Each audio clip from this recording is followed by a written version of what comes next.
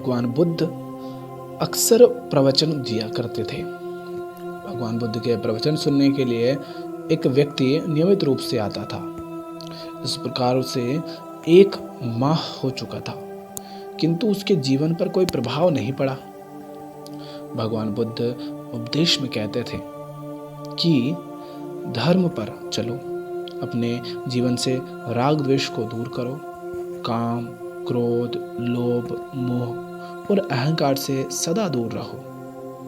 बुद्ध के उपदेशों से लोगों को बहुत शांति मिलती थी, किंतु उस व्यक्ति का मन अशांत रहता था। एक दिन उसने बुद्ध से जाकर कहा कि हे प्रभु, मैं 1 माह से आपका उपदेश सुन रहा हूँ, किंतु उसका तनिक भी असर मेरे आचरण पर नहीं पड़ा। मैं बहुत परेशान हूँ, मुझे क्या करना चाहिए? बुद्ध ने उनकी बात सुनकर बोले, तुम कहाँ के रहने वाले हो? उसने कहा, श्रावस्ती का। बुद्ध ने अगला प्रश्न किया, वह यहाँ से कितनी दूर है? उसने अनुमान से बता दिया कि इतना दूर है। बुद्ध ने पुनः जिज्ञासा प्रकट की, कितना समय लगता है? उस व्यक्ति ने फिर हिसाब लगाकर बता दिया जितना भी उसे समय लगता है। बुद्ध ने कहा, अब बताओ कि क्या तुम यहाँ पर बैठे बैठे ही अपने घर पहुँच सकते हो? उसने कहा, ये कैसे हो सकता है? वहाँ पहुँचने के लिए तो चलना होगा। तब बुद्ध ने बड़े प्रेम से उसे समझाया, जैसे चलने पर ही पहुँचा जा सकता है, घर जिस तरह चलकर ही पहुँचा जा सकता है, वैसी अच्छी बातों पर अमल करने से ही लाभ होता है।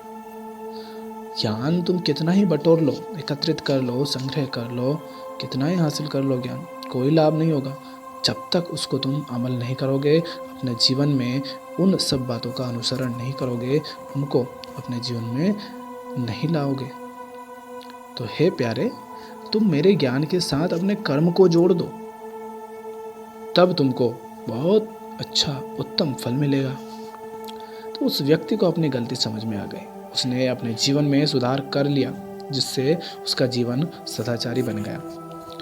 और आपसे भी मैं कहना चाहता हूँ कि आप अगर सुन रहे हैं तो सिर्फ सुने नहीं, क्योंकि सुनता तो हर व्यक्ति है, किंतु जो एक बात भी, एक अच्छी बात भी सुनकर उस पर अमल कर लेता है तो उसके जीवन में आश्चर्यजनक परिवर्तन होने लगते हैं। वो उसे भले दिखाई देर में लगे, बहुत समय के बाद दिखाई देने लगे, किंतु परिवर्तन आने लगते हैं। इसलिए कहा गया है कि ज्ञान से ज़्यादा कर्म की महत्ता है, कि ज्ञान सिर्फ आपके अंदर रहेगा, आपको पता होगा, किंतु जब तक आप उसको कार्य रूप में परिणित नहीं करेंगे, तब तक वो आपके किसी काम का नहीं।